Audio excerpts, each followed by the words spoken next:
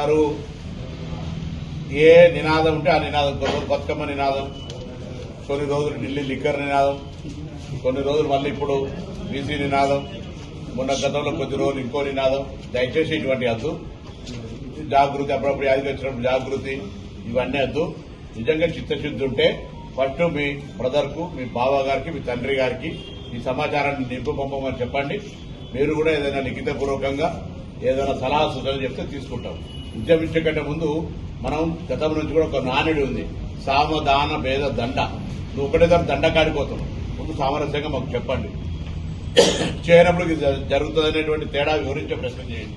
అవన్నీ ఏం లేకుండా అటుగానే పొలిటికల్ పార్టీకి సంబంధించి ఏదో ఐడెంటిఫికేషన్ చేసుకోవాలని, బీసీలలో ఏదో బాగా ప్రేమ వరపడుతున్నట్టు చెప్తే తప్పవుతుంది. కాబట్టి దయచేసి అటువంటి మళ్ళీ మిమ్మల్ని ఒక ఆడపడుచుగా, ఆడబిడ్డగా మాతోటి మాట అనిపించుకునేటువంటి ప్రయత్నం వద్దు.